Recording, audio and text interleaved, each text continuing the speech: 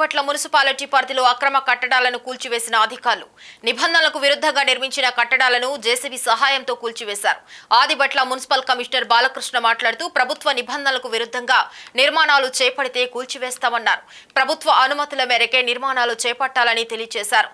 Adibatla municipal పరిధిలోని మంగల్పల్లి కొంగర కలాల్లో కూడా అక్రమ కట్టడాలు షెడ్లు అనుమతులు లేకుండా నిర్మాణాలు జరుగుతున్నాయి. వాటిని కూడా కూల్చడానికి రంగం సిద్ధం చేస్తున్నామన్నారు. ఆదిబట్ల టీసీఎస్ ముందు ఉన్న దాదాపు 10 అక్రమ బిల్డింగ్ కట్టడాలు ఏకంగా 5 అంతస్తులు నిర్మిస్తూ ప్రభుత్వ ఆదాయానికి భారీ గడ్డి కొడుతూ నిర్మాణాలు చేపడుతున్న వారిని ఉపేక్షించేదే లేదని కమిషనర్ హెచ్చరించారు.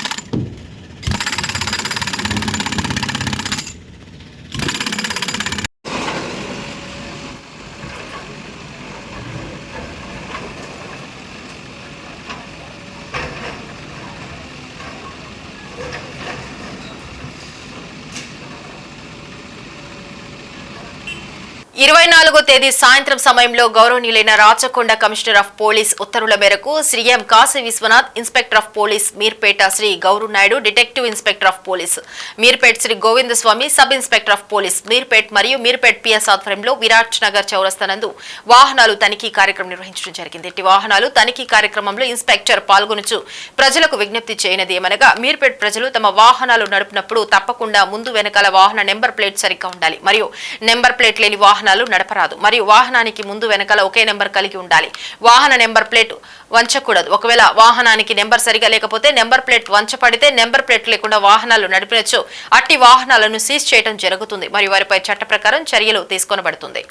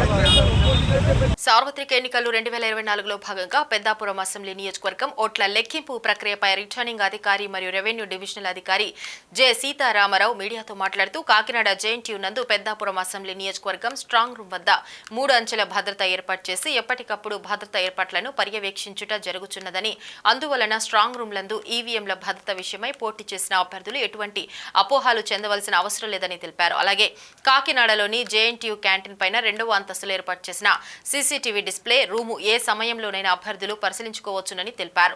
కాకినాడలోని జేఎన్టీయూ ఇండోర్ స్టేడియం నందు పెద్దాపురం అసెంబ్లీ నియోజకవర్గం ఓట్ల లెక్కింపు జరుగుతుందని, శాసనసభ నియోజకవర్గం ఓట్ల లెక్కింపునకు 14 టేబుల్ ఏర్పాటు చేశామని, 15 రౌండ్లలో ఓట్ల లెక్కింపు పూర్తవుతుందని, పోస్టల్ బ్యాలెట్ల కౌంటింగ్ కు 4 టేబుళ్లు, సర్వీస్ ఓట్ల లెక్కింపునకు 1 టేబుల్ ఏర్పాటు చేయడమైందని తెలిపారు. దేశవ్యాప్తంగా కూడా కౌంటింగ్ అనేది 4వ తారీఖు ఉదయం 4వ తారీఖు జూన్ ఉదయం 8 గంటలకి స్టార్ట్ అవుతుంది.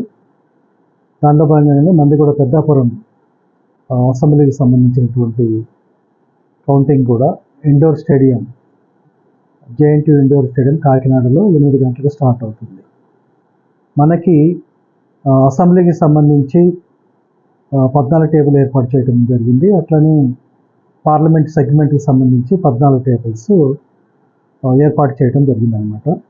అదేవిధంగా పోస్టల్ బ్యాలెట్కి సంబంధించి ఓన్లీ ఇది అసెంబ్లీ కాన్స్టిట్యున్సీకే ఉంటుంది పోస్టల్ బ్యాలెట్. ఎందుకంటే పార్లమెంట్కి సంబంధించి కలెక్టరేట్లో జరుగుతుంది కాబట్టి మన అసెంబ్లీకి సంబంధించి పోస్టల్ బ్యాలెట్ 4 టేబుల్స్ మళ్ళీ అదనంగా వేయటం జరిగింది. అట్లనే సర్వీస్ ఓటర్ సంబంధించి ఈటీపీబీఎస్ వాటికి లెక్కింపు కోసము మరొక టేబుల్, అంటే మొత్తం 19 టేబుల్స్ వేయటం జరిగిందనమాట. ఈ యొక్క ఈవీఎంస్ యొక్క కౌంటింగ్ మేము ఎక్స్పెక్టేషన్ అంటే 3 గంటల వరకు జరుగుతుంది అనేది, ఒక 15 రౌండ్లలో కంప్లీట్ అవుతుంది అనేది చెప్పడం జరుగుతుంది. అదేవిధంగా ప్రతి కంటెస్టింగ్ క్యాండిడేట్ టేబుల్కి ఒక కౌంటింగ్ ఏజెంట్లని ఆయన ఏర్పాటు చేసుకోవచ్చు, కౌంటింగ్ యొక్క ప్రాసెస్ వాళ్ళు అబ్జర్వ్ చేయడానికి. అదేవిధంగా దాంట్లోకి వచ్చినటువంటి ఏజెంట్లు ఏంటంటే ఒక్కసారి వచ్చిన తర్వాత మళ్ళీ బయటికి వెళ్ళటానికి ఉండదు, సెల్ ఫోన్లు తీసుకురావడానికి అనుమతించబడవు. వాళ్ళు మాత్రం ఓన్లీ వాళ్ళకి సంబంధించినటువంటి 17Cకి సంబంధించిన కాపీలు తెచ్చుకోవాలి. అదేవిధంగా ఒక వైట్ పేపర్లు, బాల్ పెన్ను, ఒక ప్యాడ్, రైటింగ్ ప్యాడ్ అనేది తెచ్చుకుంటే వాళ్ళు నోట్ చేసుకోవటానికి, అంటే పోలింగ్ స్టేషన్ వారీగా అది వస్తున్నప్పుడు రిజల్ట్ని నోట్ చేసుకోవటానికి ఇవి మాత్రమే అనుమతించబడతాయి అన్నమాట. సెల్ ఫోన్ ఎట్టి పరిస్థితుల్లో అనుమతించబడవు. అట్లనే ఒకసారి లోపలికి ఎంటర్ అయిన తర్వాత మళ్ళీ అయిపోయేంత వరకు కూడా ఏజెంట్లు అనేవాళ్ళు లోపట్నే ఉండి కౌంటింగ్ అంతా అయిపోయిన తర్వాత బయటికి రావాల్సి ఉంటుంది. అదేవిధంగా దీనికి కౌంటింగ్ కూడా ఒక స్టాఫ్ని అనేది కలెక్టర్ గారే నియమిస్తారు. దాన్ని కూడా ర్యాండమైజేషన్లో ప్రక్రియ ద్వారా ఏ నియోజకవర్గానికి ఎవరనేది కూడా ర్యాండమైజేషన్ పద్ధతిలోనే చేయడం జరుగుతుంది. అది చేసిన తర్వాత కౌంటింగ్ ముందు రోజు 5 గంటలకి ఎవరు ఏ టేబుల్ అనేది ఆ రోజు అబ్జర్వర్ సమక్షంలో మళ్ళీ అది దాన్ని ర్యాండమైజేషన్ చేయడం జరుగుతుంది అనమాట. కాబట్టి ఈ కౌంటింగ్లో కూడా ఏ టేబుల్కి ఎవరు కూర్చుంటారు అనేది కూడా 4వ తారీఖు ఉదయం 5 గంటలకు మాత్రమే తెలుస్తుంది. ఇదంతా కూడా ర్యాండమైజేషన్ ప్రక్రియ ద్వారా ట్రాన్స్పరెంట్ మోడ్లో సిబ్బందిని కూడా, కౌంటింగ్ సిబ్బందిని కూడా అలాట్ చేయడం జరుగుతుంది అనమాట.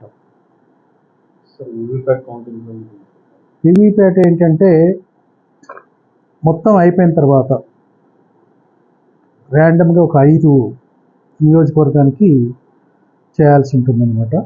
అది డ్రా చేస్తారనమాట. 5 డ్రా చేసి 5 తీసుకొచ్చి దానికి వివిప్యాట్ కౌంటింగ్ బూత్ అనేది VCB అనేది ఒకటి ప్రత్యేకంగా ఏర్పాటు చేసి దాంట్లో క్యాండిడేట్స్ ఉన్నారు, వాళ్ళ సమక్షంలో లెక్కింపించడం జరుగుతుంది అన్నమాట. సెక్యూరిటీ కూడా ఏంటంటే 3 టైర్స్ సిస్టమ్ ఇప్పుడు ఎలక్షన్ కమిషన్ యొక్క ఆదేశాల ప్రకారంగా 3 అంచెల భద్రతా వ్యవస్థ ఏర్పాటు చేయడం అంటే 3 అంచెల్లో ఫస్ట్ అంచె ఏంటంటే మన ప్రెమిసెస్కి ఏదైతే మనం కేంద్రం ఎక్కడైతే పెట్టామో దానికి గేట్ నుంచి 100 మీటర్ల వరకు దాన్ని మొదటి అంచె అంటారు. అక్కడ స్టేట్ పోలీస్ ఉంటుంది. ఆ గేట్ నుంచి, ఆ ప్రెమిసెస్ గేట్ నుంచి లోపలికి రావడానికి అది 2వ అంచె. 3వ అంచె ఏంటంటే పోలింగ్ కేంద్రం, కౌంటింగ్ కేంద్రం ఏదైతే ఉందో అక్కడ 3వ అంచె ఉంటుంది అనమాట.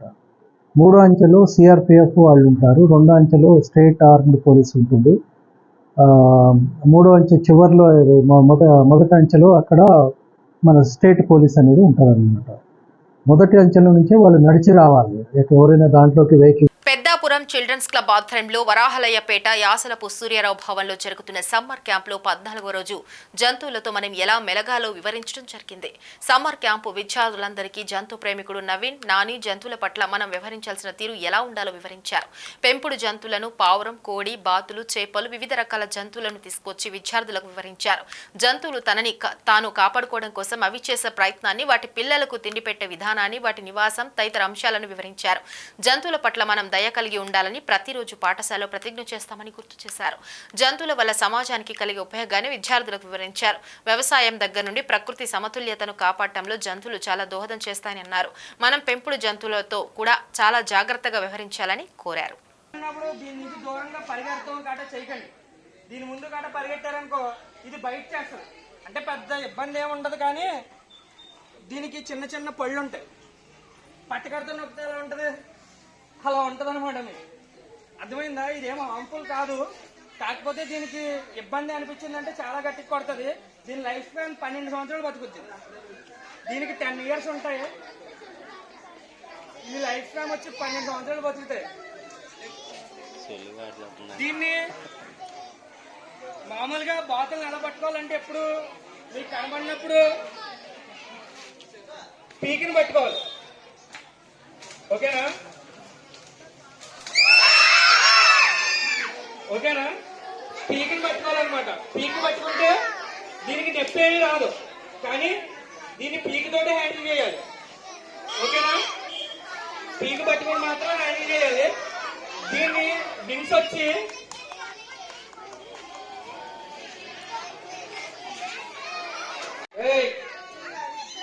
ఇది క్యాట్ రెగ్యులర్ గా మీరు అంతా చూసేదే. ఈ క్యాట్ మంచిదా చెడ్డదా? ఓకే, అదే మాట్లాడుతున్నారు కదా. ఇంత చిన్న క్యాట్ మిమ్మల్ని 5 minutes లో చంపేస్తుంది. ఓకే, ఇంత చిన్న క్యాట్ వల్ల మీ కళ్ళు పోతాయి.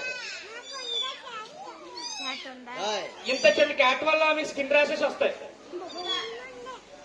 ఓకే, ఇంత చిన్న క్యాట్ వల్ల మీరు ఆస్మా ఇటువంటి రోగాలు ఎవరన్నా కనుకుంటే వాళ్ళు తొందరగా పైకి వెళ్ళిపోతారు అనమాట. ఎందుకు చెప్తున్నానో ఆలోచించండి. ఫస్ట్ దీని ఫెదర్స్ ఉన్నాయి కదా, ఈ కంట్లో పడ్డాయి అనుకో, దీని వెంట్రుకలు అవి మనం క్లీన్ చేసుకునేటప్పుడు గీతలు పడి ఫంగస్ వస్తుంది అనమాట. అంటే మనం కరోనా టైంలో బ్లాక్ ఫంగస్ అని విన్నాం కదా, సో అలాగే ఐలో ఫంగస్ వచ్చినప్పుడు మీరు అక్కడ ఏదైనా చూసారనుకో, ఇంత పెద్ద మచ్చ కనబడుతుంది అక్కడ. మీకు ఆస్మా పేషెంట్స్ ఉంటే చనిపోతారనమాట. ఓకేనా?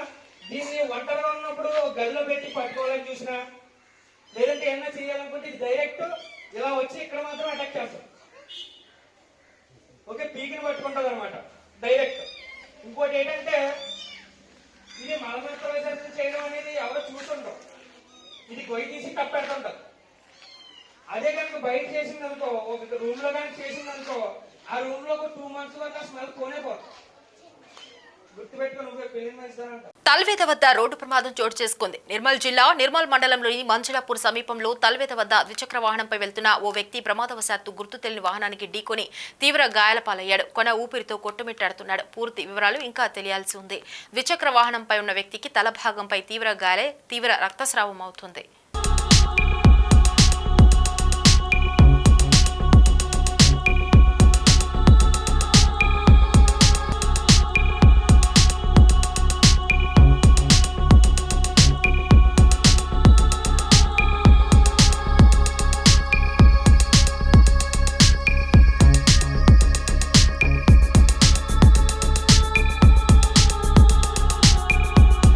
మే 10న శ్రీ స్వామివారి దేవస్థానంలో నిర్వహించిన చందనోత్సవంలో దేవస్థానం కార్యనిర్వహణ అధికారి ఎస్ శ్రీనివాసమూర్తి, దేవస్థానం అధికారులు, సిబ్బంది, బాలలకు సంబంధిత హక్కులు, వారి సంక్షేమానికి ఎనలేని కృషి చేసినందున వారి సేవలను ప్రశంసిస్తూ ఆంధ్రప్రదేశ్ రాష్ట్ర బాలల హక్కుల పరిరక్షణ కమిషన్ చైర్పర్సన్ కేసలి అప్పారావు ఆదేశాలతో కమిషన్ సభ్యులు గొండు సీతారాం శుక్రవారం సింహగిరిపై ఆలయ కార్యనిర్వహణాధికారి ఎస్ శ్రీనివాసమూర్తికి ప్రశంసా పత్రాన్ని జ్ఞాపికను అందజేసి అభినందనలు తెలిపారు.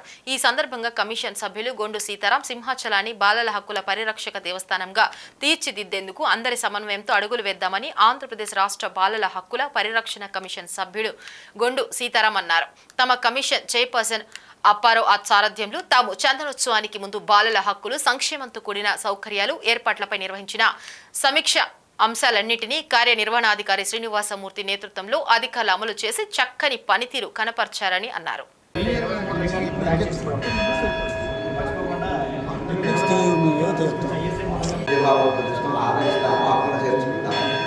అట్లాంటి భావాన్ని ఈ బాలల విషయంలో కూడా ప్రకటించాలి. దానికి తగినటువంటి ఆ స్థితిని మన దేవస్థానాన్ని ఏర్పరచుకోవాలి, ఆ వాతావరణాన్ని ఏర్పరచుకోవాలి.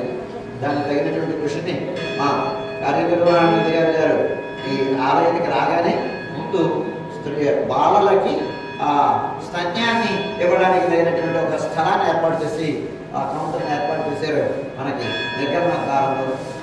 ఆ విషయంలో వారు చాలా దీక్షతో ఉన్నారు ఇలాంటివి చేయడానికి కోసమని. అంచేత దైవస్వరూపుల కనుక వాళ్ళు అలాంటి వాళ్ళు కూడా మీరు స్వామిని ఎలాగా ఆరాధన చేస్తారు, వాళ్ళ మీద కూడా అట్లాంటి ప్రీతి కలిగించడానికి ప్రకటించడానికి కలిగినటువంటి స్థితి మాకు కూడా ఉంది. అంచేత మనం అందరం కలిసి వాళ్ళ యొక్క సంక్షేమాన్ని, హక్కుల్ని మనం కాపాడుతాం, పునరుద్ధరిస్తాం. ఈ సందర్భంగా ఆ కార్యనిర్వహణాధికారి వారు ఇంకా తగినటువంటి వసతులు, వనరులు, సౌకర్యాలు ఏర్పాటు చేస్తారు అని ఈ సభాముఖంగా ఇవాళ ఈ దేవస్థానాన్ని రాష్ట్ర వ్యాప్తంగా, ప్రపంచవ్యాప్తంగా గుర్తించినటువంటి ఆ సంఘానికి ప్రత్యేకంగా కృతజ్ఞతలు. అలాగే వాళ్ళ మరి మ్యారేజ్ డే అవ్వడం కూడా ఒక విశేషం. అయ్యి ఇక్కడికి వచ్చి వాళ్ళు దర్శనం చేసుకుని వారి చేతుల మీదుగా ఈ రాజకీయాలను అందించడం, మనందరం కృషి చేయడం వల్ల వచ్చిందనే వారి భావంలో ఏ రకమైనటువంటి సందేహం లేదు. దానికి ఒక కారణం ఉంది.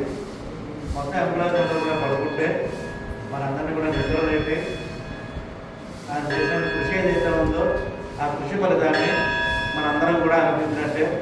ఇటువంటి ప్రశంసలు ప్రపంచాన్ని చాటి చెబుతున్నట్టుగా ప్రపంచంతా కూడా మన దేశాన్ని, మన సింహాద్రి దేవస్థానాన్ని చూస్తున్నటువంటి విధంగా మనందరం కూడా మెరగాలి అనే ఒక జ్ఞాపకం కూడా చూస్తున్నట్టుగా దానికి అర్థం.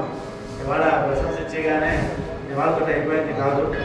శ్రీ వరాహలక్ష్మీ స్వామివారి దేవస్థానం సింహాచలం. ఇక్కడ ఉన్న పెద్దలు, స్థానాచార్యులు, ప్రధాన అర్చకులు, ఇతర అర్చకులు, పెద్దలు సీతారాం గారు, శ్రీకాంత్ గారు, మన ఈలు, ఇతర స్టాఫ్ అందరూ కూడా నమస్కారం. నిన్న నేను వచ్చాక అందరూ కూడా చెప్పారు, నేను కాళహస్తి, కాణిపాకం, తిరుమల వెళ్ళాను. ఇటీవల ఈ కార్యక్రమం అయ్యాను. ప్రతి దగ్గర సింహాచలం దేవస్థానం చందనోత్సవం గురించి మాట్లాడారు, స్వామివారి సన్నిధిలో కూడా మాట్లాడారు. ఇది సీతారాం గారు చెప్పినట్టుగా, గౌరవ సభ్యులు చెప్పినట్టుగా ఒక టీం వర్క్, మనిషికి అన్ని అంగాలు పనిచేసినట్టే ఒక దేవస్థానంలో ఉన్న అన్ని విభాగాలు కలిసి పనిచేస్తే మనం ఏదైనా తీసుకోగలం. అయితే వీటన్నిటికీ స్వామివారి ఆశీస్సులు మెండుగా ఉండాలి. ఈసారి వారు చక్కగా మనందరం కూడా వారి ఆశీస్సులు ఇచ్చి ఏ ఇబ్బంది లేకుండా దేవస్థానం ప్రధాన అర్చకుల స్థానాచార్యులు చెప్పినట్టుగా మన దేవస్థానం కేంద్రీకృత చేసే విధంగా వారు ఆశీస్సులు అందించారు. దాదాపుగా ఒక 6 మంది ఐపీఎస్లు, ఐఏఎస్లు వారు చెప్పినట్టుగా కంప్లీట్గా ఈ వర్క్లో ఉన్నారు. సరే, అల్టిమేట్గా ఇది ఎండోమెంట్ డిపార్ట్మెంట్ మాట. దీనికి మన ప్రిన్సిపల్ సెక్రటరీ గారండి, కమిషనర్ గారండి, చీఫ్ గెస్టింగ్ ఆఫీసర్, మనందరం ఉన్నప్పటికీ మన ఇంటి పండుగని వేరే వాళ్ళు వచ్చి ఇంతగా చేయడం అంటే మనం వాళ్ళందరూ కూడా ముందుగా కృతజ్ఞతలు తెలియాల్సిన అవసరం ఉంది. ముఖ్యంగా కమిషన్ నుంచి వచ్చి షార్ట్ నోటీసు అయినా పర్లేదు రాగలుగుతారా అన్నట్టుగా పర్లేదని రావడం, మీడియా మిత్రులు కూడా ఉన్నారు, ఇతర డిపార్ట్మెంట్స్ కూడా ఉన్నారు. వారు అడిగారు ఏమేమి చేయగలుగుతారంటే ఖచ్చితంగా మీ సూచనలు మేము పరిగణలోకి తీసుకుంటాం, మీరు ఇచ్చిన దీంతో ఏ ఇబ్బంది లేకుండా ఈసారి చేయగలుగుతామని మనం కొన్ని గంటల వెయిటింగ్ పీరియడ్ కూడా గంటలో అయ్యేటట్టుగా బాలల హక్కులు, చైల్డ్ రైట్స్ కమిషన్ వారి సూచనలు కూడా మనం ఫాలో చేసాం. మరింతగా ఈ బాధ్యతను పెంచే విధంగా ఈ దేవస్థానానికి, అంటే ఈ దేవస్థానానికి ఇస్తున్న మన దేవస్థానానికి వస్తున్న గౌరవం, ఆ గౌరవం అంటే మనందరి గౌరవం. సో ఈ గౌరవాన్ని వారి ద్వారా మనం తీసుకోవాలి. పోలీసుల చొరవతో స్వదేశానికి తిరిగి వస్తున్న హ్యూమన్ ట్రాఫికింగ్ బాధితులు ప్రత్యేక విమానంలో విశాఖ ఎయిర్పోర్టుకు చేరుకున్నారు. కంబోడియా బాధితులు మొదటి దశలో వివిధ విమానాల ద్వారా రానున్న 60 మందిని బాధితులు 5 గంటల 10 నిమిషంలకు విశాఖ చేరుకున్న ఎయిర్ ఇండియా విమానం మొదటి విమానంలో 10 మంది సభ్యులు వచ్చేందుకు ఏర్పాటు చేసిన అధికారులు రాత్రి 9 గంటలకు మరో విమానంలో మరికొంతమంది వచ్చే అవకాశం. హ్యూమన్ ట్రాఫికింగ్ లో చిక్కుకున్న వారిని రక్షించే ప్రయత్నం చేస్తున్న పోలీసులు, బాధితుల రాక కోసం ఎదురు చూస్తున్న కుటుంబ సభ్యులు ప్రత్యేక విమానంలో విశాఖ ఎయిర్పోర్టుకు చేరుకున్న కంబోడియా బాధితులు మొదటి విమానంలో 10 మంది సభ్యులు తీసుకువచ్చామని మరికొంతమందిని రాత్రి విమానంలో తీసుకువస్తున్నట్లు ఆయన తెలిపారు.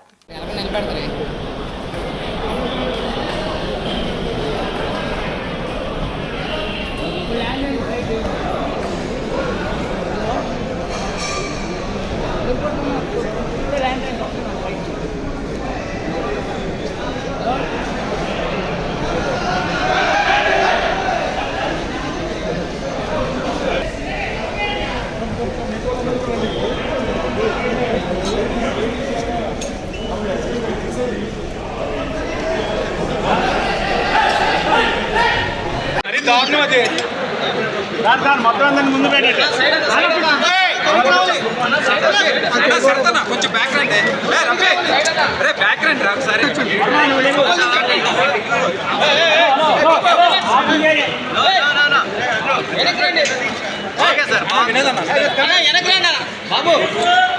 వైజాగ్ సిటీ పోలీస్ తీసుకున్న యాక్షన్ వల్ల 10 మంది ఈరోజు కంబోడియా నుంచి రిటర్న్ రావడం జరిగింది.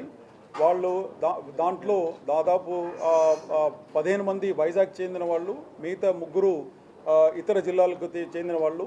వీళ్ళందరూ కూడా చాలా హ్యాపీనెస్ ఎక్స్ప్రెస్ చేశారు దట్ వైజాగ్ సిటీ పోలీస్ తీసుకున్న చర్యల వల్ల వాళ్ళకు ధైర్యం వచ్చింది. ఆ ధైర్యం వల్ల వాళ్ళందరూ కూడా అక్కడ ఉన్న చైనీస్ ఆఫీషియల్ ముందు ప్రొటెస్ట్ చేయడం జరిగింది. ఆ ప్రొటెస్ట్ చేసిన తర్వాత ఈ విషయం అన్నీ కూడా సోషల్ మీడియా ద్వారా, తర్వాత అక్కడ ఉన్న మన ఇండియన్ ఎంబసీ వాళ్ళందరూ కూడా దృష్టికి వెళ్ళిన తర్వాత ఈ విధంగా మా city police coordination with the external affairs ministry అందరితో కూడా మాట్లాడడం జరిగింది. మాట్లాడిన తర్వాత ఈరోజు 10 మంది ఈ ఫ్లైట్కి వచ్చారు.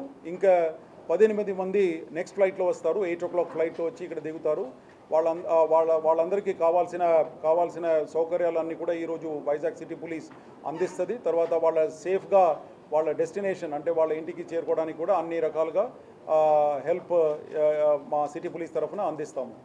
వీళ్ళు ఇచ్చిన ప్రాథమిక సమాచారం మీద ఏం తెలుస్తూ ఉందంటే వీళ్ళని డేటా ఎంట్రీ ఆపరేటర్ ఉద్యోగం ఇప్పిస్తామని చెప్పేసి మన దగ్గర ఉన్న కొంతమంది agents, that is man power recruitment agencies ఎవరైతే ఉన్నారో వాళ్ళు వీళ్ళ దగ్గర నుంచి దాదాపు 1.5 lakhs క్యాష్ తీసుకొని ఈ కంబోడియన్ ఏజెంట్స్కు హ్యాండ్ ఓవర్ చేయడం జరిగింది. సో ఇదంతా పార్ట్ ఆఫ్ ఇన్వెస్టిగేషన్లో మొత్తం బయటకు వస్తుంది. ఎట్లా మన ఏజెంట్స్ ఆ కంబోడియన్ ఏజెంట్స్తో పాటు వీళ్ళకు ఎట్లా అగ్రిమెంట్ ఉంది, ఎలాంటి అండర్స్టాండింగ్ ఉంది, ఎలాంటి ఫైనాన్షియల్ డీలింగ్స్ ఉంది, ఇదంతా కూడా ఇన్వెస్టిగేషన్లో బయటపడుతుంది. బట్ వీళ్ళు చెప్పిన ప్రాథమిక సమాచారం మేరకు ఏం తెలుస్తుందంటే డేటా ఎంట్రీ ఆపరేటర్ అని చెప్పేసి తీసుకువెళ్ళి అక్కడ వెళ్ళి వీళ్ళ ద్వారా చైనీస్ ఏజెంట్స్కి హ్యాండ్ ఓవర్ చేసేసారు. చేసిన తర్వాత వాళ్ళు చైనీస్ అందరు కూడా వీళ్ళకి ట్రైనింగ్ ఇప్పించి సైబర్ క్రైమ్స్ ఏ విధంగా ఇండియా మీద చేయాలని చెప్పేసి వివిధ మోడస్ ఆపరాండి, ఫెడెక్స్ కొరియర్ స్కామ్, తర్వాత స్టాక్ మార్కెట్ ఇన్వెస్ట్మెంట్ స్కామ్స్, తర్వాత క్రిప్టో కరెన్సీ ఫ్రాడ్స్, తర్వాత ఆన్లైన్ జాబ్ ఆఫర్స్, ఇటువంటి ఫ్రాడ్స్ అన్నీ కూడా మన ఇండియన్స్ మీద అక్కడ నుంచి చేయటం. ఈ విధంగా చేసి దాదాపు మన విశాఖపట్నం సిటీ నుంచి 120 crores has been already lost. ఈరోజు కూడా సమాచారం ఒకటి వచ్చింది, ఎఫ్ఐఆర్ కట్టినాము. దాంట్లో కూడా 3.2 crores ఇక్కడ విశాఖపట్నం సిటీకి చెందిన ఒక మనిషి కోల్పోయారు ఫెడెక్స్ కొరియర్ స్కామ్ ద్వారా. సో ఈ విధంగా రకరకాలుగా స్కామ్స్ మీద వీళ్లకు ట్రైనింగ్ ఇప్పించి అక్కడ నుంచి మన ఇండియన్స్ మీద అటాక్ చేయడం, తర్వాత మనీ అంతా కూడా లాండర్ చేసేసి ఇక్కడ ఉన్న వివిధ బ్యాంక్స్లో ట్రాన్స్ఫర్ చేస్తూ ఇక్కడ నుంచి చివరికి క్రిప్టో కరెన్సీలో కన్వర్ట్ చేసుకొని చివరి డెస్టినేషన్ కంబోడియా అండి. సో ఈ విధంగా జరిగిన విషయాలన్నీ కూడా వీళ్ళు చెప్పారు. రాబోయే రోజుల్లో ఇంకా పాస్పోర్ట్ డీటెయిల్స్, ఫైనాన్షియల్ డీటెయిల్స్, తర్వాత ట్రావెల్ ఏజెంట్ డీటెయిల్స్, తర్వాత ఇక్కడ ఉన్న రెసిడెంట్ ఏజెంట్స్ ఎవరైతే ఉన్నారో, ఎవరైతే బాడీ షాపింగ్ ఈ విధంగా చేస్తున్నారో దాంట్లో వాళ్ళ veracity also, whether they are having the license or not, అది కూడా వెరిఫై చేస్తాము. తర్వాత యువకులందరూ కూడా రాబోయే రోజుల్లో ఒక మీటింగ్ అంతా ఏర్పాటు చేసేసి ఇటువంటి దానికి పాల్పడి ఇటువంటి దొంగబాట్లకు పాల్పడి వెళ్ళకూడదని చెప్పేసి, ఎందుకంటే కొంతమంది ఈ విధంగా మిడిల్ ఈస్ట్లో కూడా మోసపోయిన వాళ్ళు ఉన్నారు. ఈ విధంగా ఒక మంచి అవగాహన సదస్సు ఒకటి ఏర్పాటు చేయాలని అనుకుంటున్నాము విశాఖపట్నం సిటీ పోలీస్ ద్వారా. ఇంకొక విషయం ఏమంటే, ఇక్కడ ఉన్న ఏజెంట్స్ ఎవరైతే ఉన్నారో ఆ ఏజెంట్స్, సబ్ ఏజెంట్స్ వాళ్ళందరూ కూడా నోటీస్ ఇచ్చేసి, దాదాపు 70 మంది దాకా ఉన్నారు మన విశాఖపట్నం సిటీలో, వాళ్ళ పేర్లన్నీ కూడా మాకు వచ్చేసింది. ఇప్పుడు వాళ్ళందరూ కూడా నోటీస్ ఇచ్చి వాళ్ళందరినీ కూడా పిలిపించి వాళ్ళలో కూడా ఒక అవగాహన సదస్సు ఏర్పాటు చేసేసి వాళ్ళ license expired or still valid ఈ విషయాలన్నీ కూడా కనుక్కొని వాళ్ళ మీద కూడా తగిన చర్యలు తీసుకోవడం జరుగుతుంది.